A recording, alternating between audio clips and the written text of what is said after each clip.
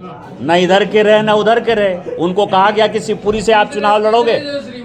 आप ये समझो ना कि वो कैसी पार्टी है जिसमें कि खुद जो मुख्यमंत्री पद के उम्मीदवार हैं कमलनाथ जी, और खुद जो सुपर मुख्यमंत्री हैं, और मैंने पहले कहा था जब शहडोल में गया था तो मैंने कहा था कि ये दोनों एक दूसरे को काटने के लिए तुले हुए हैं, एक दूसरे से मार काट है।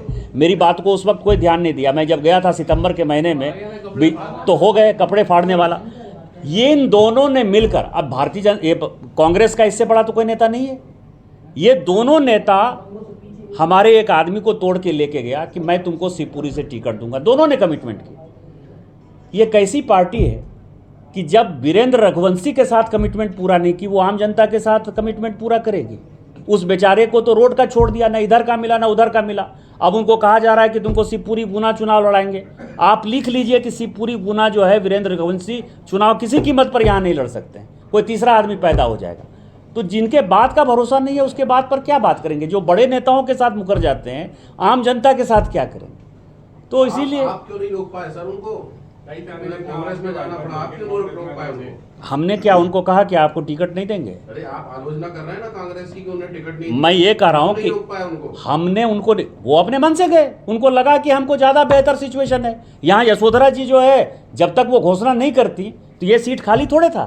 उन्होंने खुद अपने से डिसाइड किया कि मुझे चुनाव नहीं लड़ना है, और वो चाहते थे कि शिवपुरी का टिकट। हम झूठ थोड़े बोलते हैं। हमने उनको कहा कि यशोधरा जी यहाँ से उम्मीदवार हैं, हम आपको टिकट नहीं दे सकते। मतलब उन्होंने शिवपुरी से टिकट मांगा था उन्होंने टिकट। उन्होंने तो आरोप लगाए थे कि वो सिंधिया जी की वजह से पार्टी छोड़ के जा रहे हैं। अब किसी के वजह से वो पार्टी छोड़ के चले गए, उनको माया मिली न राम, और आगे भी कुछ नहीं मिलेगा। तब क्यों नहीं आ गया जब वहाँ वो पूरा टाइगर लाए जा रहे थे, सफारी तैयार देख कई बार तब भी कॉरिडोर था, तब भी फॉरेस्ट बीच में, तब भी पर्यावरण बीच में था। देखिए उस समय जब यहाँ पर लाए जा रहे थे उस समय देखिए बहुत चीज़ें ऐसी होती हैं उस समय जो फॉरेस्ट के अपने कायदे कानून हैं, लेकिन बहुत से लोगों की भावनाओं को देखे बहुत से कानूनों में तब्दीली की जाती। अमेंडमेंट तो रोज़ होते हैं, क्या पार्लियामेंट में अमेंडमेंट नहीं होते हैं कानूनों में? अब जीएसटी जिस समय आया था उस समय कुछ और था, आज सब कुछ और है। और उस समय कहा था जैसे जैसे लोगों की दिक्कतें आएंगी, परेशानी आएंगी तो उसके लिए अमेंडमेंट लेके आएंगे। बार बार अमेंडमेंट लेके आते हैं। तो ये सरकार लोगों के लिए है। कितने दिन में इम्प्लीमेंट हो जाएगा मंत्री? चुनाव के बाद तुरंत, जैसे आचार संहिता लगेगी टाइम लिमिट देंगे 10 दिन, 15 दिन, महीना भर? देखिए चुनाव आचार संहिता हटने के बाद 1 महीने 15 दिन के अंदर, 1 महीने के अंदर इसको हटा दो। शिवपुरी चुनाव का जो परिणाम आएगा उसका कोई असर नहीं आएगा घोषणा पर? नहीं, इसका उसका नहीं आएगा। मतलब आज हम कहें कि आज खोल रहे नहीं, हम वादा कर रहे हैं कि हम खोलेंगे, 100% खोलेंगे। ये वादा का ख्याल जब आया क्योंकि उससे पहले तो भक्तों पर आप ही की पुलिस द्वारा लठ बरसाए जा रहे थे, उस समय भक्तों की पीड़ा सुनाई नहीं दी। चूंकि चुनाव पर ऐसे में आपको लग रहा है कि डैमेज हो रहा है तो डैमेज कंट्रोल करने की कोशिश की जा रही है। कोई मतलब नहीं, देखिए आज ये सारी प्रदेश सरकार ने भी इसकी चिंता नहीं की, लोग पिटते रहे उनको। आज भी एक साधु पर भी हमला किया गया, भागे पुजारी पिट गए, पुलिस आपकी मंदिर के जो बोलते देखिए भी मारा, केवल वीरेंद्र रघुवंशी पहुंचे थे आज जो नहीं भी। पहुंचा। और यहाँ की जो मंत्री यशोधरा राजे सिंधिया, उन्होंने तो कभी वो तो उसके विरुद्ध में थी। ऐसा कोई नहीं। आज भी यहाँ की लोकल रिकमेंडेशन, प्रदेश सरकार की रिकमेंडेशन, सबकी यहाँ रिकमेंडेशन गई है भारत सरकार के पास, मंत्री जी के पास, सब फिर उस पर विचार हुआ है। सब लोग, हमारी लोकल इकाई भी, प्रदेश की इकाई भी, सबकी भावनाएं मंदिर से जुड़ी हुई हैं। भावनाएं तो बताइए, तो मंदिर से भी जुड़ी हुई हैं। वहाँ हनुमान जी का मंदिर है श्रीमान, और वहाँ पर जो है भक्तों को भी जाने के लिए टिकट लिया जाता है। इसके अलावा छतरी परिसर में भी बहुत सारे मंदिर हैं, वहाँ भी जो है जाने के लिए लोगों को टिकट देना पड़ता है। इसके अलावा बुराखो में भी मंदिर है, वहाँ भी लोगों को जाने के लिए टिकट लेना पड़ता है। इतने सारे मंदिर हैं, टिकट लेकर मंदिर में जाना आप बताइए उचित है क्या? वो तब जब भारतीय जनता पार्टी की प्रदेश और केंद्र में दोनों जगह सरकारें हैं। ये सब ट्रस्ट का, देखिए ऐसा है, एक जगह नहीं, ये सारी चीज़ें जो है, ये जितनी चीज़ें हैं वो ट्रस्ट साथ हैं। हमारे यहाँ जैसे बताया जिलाध्यक्ष जी ने, ग्वालियर संभाग के यहाँ के जो चुनाव का कार्य देख रहे हैं, और हमारे लोकप्रिय सांसद हरीश द्विवेदी जी, और मैं समझता हूँ हिंदुस्तान में क्या ऐसा कोई मीडिया का व्यक्ति नहीं होगा जो निशिकांत दुबे जी, जो हमारे बहुत सीनियर सांसद हैं, पार्टी के बहुत वरिष्ठ नेता हैं, वो हमारे बीच उपस्थित हैं। पार्टी के जिला अध्यक्ष राजीव बाथम जी हमारे बीच में, उपाध्यक्ष पवन जी हमारे बीच में हैं। मैं आज खास तौर से आपके बीच में जो बल्लरी माता मंदिर है, बल्लरी माता मंदिर, उसके विषय में बात करने आया हूँ। आज से सवा साल पहले फॉरेस्ट विभाग ने उस मंदिर में, उस मंदिर के जो आस्था रखने वाले लोग हैं, भक्त हैं, वहाँ पर आवागमन बहुत कम सीमित कर दिया। बस एक तरह से उनको रोक दिया गया। लेकिन मैं आज उन सब मंदिर के भक्तों को आपके माध्यम से उनके लिए एक तरह से एक खुशी का पैगाम लेके आया हूँ दिल्ली से। और हमारे जो केंद्र के मंत्री हैं, वरिष्ठ मंत्री भूपेंद्र यादव जी, जो पर्यावरण और वन मंत्रालय भी जिनके पास है,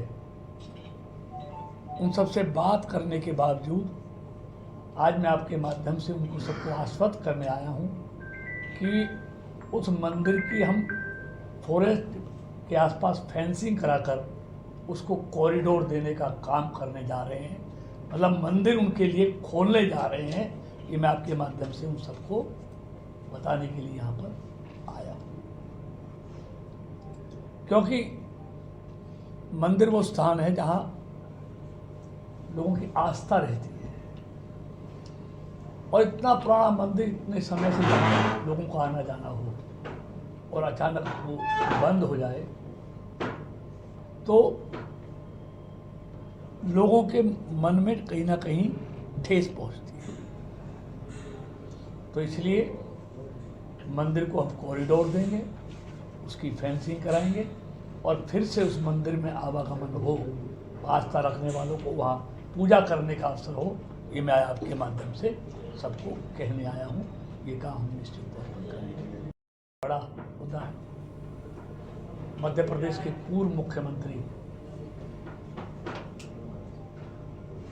एक केक के माध्यम से मंदिर और हनुमान जी की मूर्ति को काट लेना काम कर। उनको मालूम ही नहीं है कि केक पर भव्य मंदिर का चित्र है, हनुमान जी की तस्वीर है, उसको वो काट लेना। तो इस सोच का फर्क है। तो आज मैं खास तौर से इसी विषय पे बात करने आया था कि ये काम हमने तय कर लिया, भारत सरकार ने तय कर लिया है कि इसको हम खोलेंगे। बलारपुर माता का जो मंदिर है, ये प्रकरण मतलब आज का नहीं है, सालों से चला आ रहा है। और सालों से यहाँ के जो भक्त हैं वो लड़ाई लड़ते आ रहे हैं कि मंदिर खोला जाए। सरकार भी आपकी थी, प्रदेश में भी थी, केंद्र में भी थी, लेकिन उस वक्त कुछ नहीं हुआ।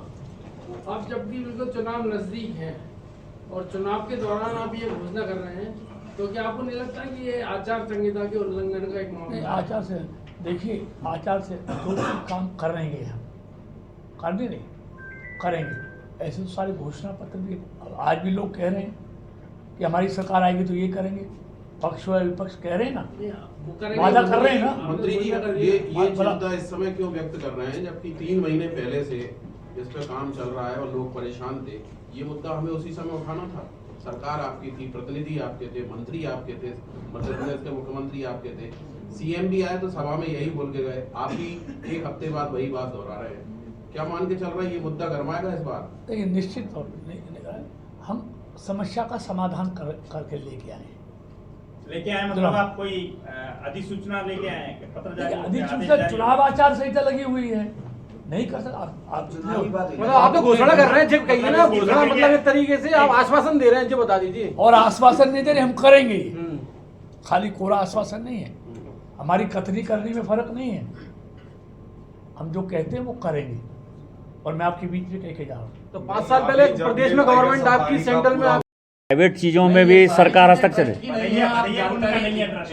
ना भूरा घोगा मंदिर है, भूरा घोगा मंदिर पे ही बैन लगा हुआ है। कोई सरकारी मंदिर है? सरकारी मंदिर है, नेशनल पार्क के अंदर है, प्रसिद्ध मंदिर है। मैं ये कह रहा हूँ कि नेशनल पार्क के लिए आप जब पैसा देते हैं, नेशनल पार्क के लिए भी आप पैसा नहीं देंगे। नेशनल पार्क के लिए पैसा देते हैं तो आप मंदिर में जाते हैं, लेकिन आप मंदिर के लिए सीधा यदि जाते हैं तो उसके लिए थोड़े कोई पैसा देते हैं आप। नहीं, मैं आपको बताना चाहता दूसरा, जो छतरी की बात आप कर रहे हैं, छतरी तो कंप्लीट ट्रस्ट है ना कि नहीं? वो प्राइवेट में भी आप सोचते हैं कि केवल इसलिए कि सिंधिया परिवार जो है यदि बीजेपी में है तो उसका अपना कोई एग्जिस्टेंस नहीं है। नहीं, हमारा सोचना कुछ नहीं है। आप तो लीगली एक बार कंफर्मेशन कराइए, क्योंकि कानूनन एक बार जहां कहीं लोगों की धार्मिक आस्थाएं जुड़ जाती हैं, कानून ये कहता है उसके बाद में उसे वहां पर जाने से रोका नहीं जा सकता।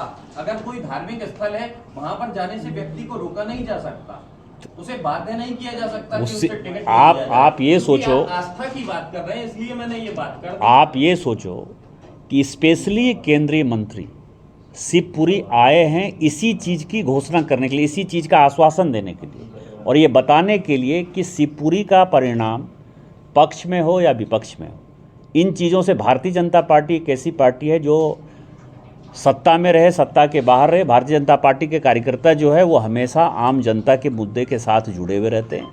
ये आम जनता का मुद्दा है। इतने वर्षों से चूँकि फॉरेस्ट एक्ट एक ऐसा एक्ट है जो सुप्रीम कोर्ट उस एक्ट को लगातार मॉनिटर करती है।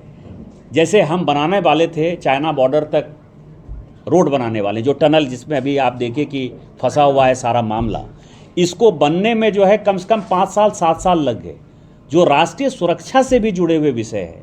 यदि उसमें पर्यावरण कहीं आ गया, उसमें वन कहीं आ गया, तो वो हमारे और आपके चाहने से नहीं होता है। उसके लिए पूरा एक प्रॉपर कानून बनाकर ही आप कर सकते हैं। ये जिस तरह से टाइगर रिजर्व में ये मंदिर है, उसमें से भारतीय जनता पार्टी का कोई आदमी चाहकर भी नहीं कर सकता था। जब सारी व्यवस्थाएं कंप्लीट हो गई, तब माननीय मंत्री जी जो है अब यहाँ आए हैं कानूनी प्रक्रिया पूरी करने के बाद, और यही उन्होंने एक प्रश्न हम आपसे करते हैं, वो लगातार खत्म होते जा रहे हैं, उनकी व्यवस्था बहुत ही मतलब दुर्गति की स्थिति में है। और हालांकि ये व्यवस्था तो मनमोहन सिंह जी के सरकार के समय से ही हो गई, लेकिन अब बीजेपी की जो 10 साल से सरकार है लगभग और ज्यादा खराब हुई है। उनमें कैसे सुधार हो, इसके लिए कोई प्रयत्न हो रहे हैं क्या? नहीं, हालांकि आप भारी उद्योग मंत्री हैं, एमएसएमई की बात कर रहे हैं ना? जी हाँ, जी हाँ। देखिए, एमएसएमई को जितना प्रोटेक्ट और जितना एमएसएमई में काम मोदी जी की सरकार ने किया है, मैं समझता हूँ, मैं भी 35-40 साल से इस राजनीतिक क्षेत्र में एमएसएमई के लिए सरकार ने किया। और आज मैं कहता हूँ, आज सेक्टर के लिए जो अवसर आज है एमएसएमई के लिए, आप कभी मिली एमएसएमई से कहेंगे इससे अच्छा अवसर हम व्यापारियों के लिए कभी नहीं आया जीवन में, जैसा आज अवसर उनके लिए आया है। आप खुद अनुभव करेंगे।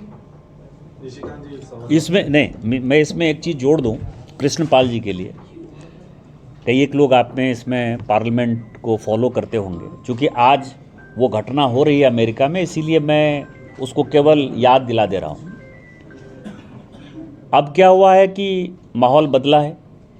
डीजल और पेट्रोल की गाड़ी के अलावा लोग जो है गैस सीएनजी वाली गाड़ी पर जा रहे हैं, नहीं तो अब मैक्सिमम अब ईवी गाड़ी पर जा रहे हैं, इलेक्ट्रिकल व्हीकल पर। टेस्ला यहाँ अपने व्हीकल को बेचना चाहती थी, और वो चाहती थी कि उसकी मैन्युफैक्चरिंग यूनिट जो है वो चाइना में लगे या कहीं रहे, केवल ये यहाँ बेचने की उसको इजाज़त मिले, और उसके लिए कंप्लीट लॉबी चल रही थी। और एक दिन जो है कई एक सांसद होते हैं जिनको लगता है कि आप किसी कंपनी को यहाँ बेचने के लिए रोक रहे हैं। कृष्णपाल जी ने उसका जवाब बहुत ही प्रॉपर दिया था कि इस देश में देश का कानून चलेगा, हम किसी बड़े आदमी के दबाव से झुकने वाले नहीं हैं। भारत को जिसमें अपनी सुविधा दिखाई देगी कि हमारे लोग यहाँ मैन्युफैक्चरिंग कर रहे हैं, हमारे लोगों को यहाँ रोजगार मिल रहा है, जब तक टेस्ला जैसी कंपनी हमारे टर्म्स पर नहीं आएगी, हम किसी कीमत पर उनको लाइसेंस नहीं देंगे, कोई इजाज़त नहीं देंगे। उसका दबाव, ये भारी उद्योग मंत्रालय मंत्री होने के नाते इन्होंने लोकसभा में जवाब दिया था। चूँकि मैं पीछे ही बैठा हुआ था इसीलिए वो इंसिडेंट मुझे याद है, और मैंने कहा भी कि आज आपने जो है ज़ोरदार जवाब दिया, और उसका असर ये है कि आज आपको ध्यान हो कि पीयूष गोयल जी आज अमेरिका में हैं, और टेस्ला के जो CEO हैं वो आज एलन मस्क आज मिलने वाले हैं, और उन्होंने कमिट किया है कि अब भारत में ही उसकी मैन्युफैक्चरिंग होगी, हमारे ही लोगों को रोज़गार मिलेगा, और हम यहाँ से यहाँ के लोगों को तो देंगे ही और एक्सपोर्ट भी करेंगे। तो सवाल यह है कि भारत सरकार जो काम करती, चाहे MSME हो, चाहे भारी उद्योग मंत्रालय हो, कोई भी मंत्री हो, कृष्णपाल गुर्जर जी को इसके लिए मैं बधाई दूंगा कि वो कमिटेड है भारत के लिए। मेक इन इंडिया होगा, भारत में बना हुआ सामान होगा, आत्मनिर्भर भारत होगा, तभी हम उसकी इजाज़त देंगे। नहीं तो जो कांग्रेस के शासन में हो गया उसको एक अलग हटकर मैं आपको बता रहा हूँ, चूँकि मैं उस कमेटी में लगातार आवाज़। एक तरफ तो इस तरह की सोच है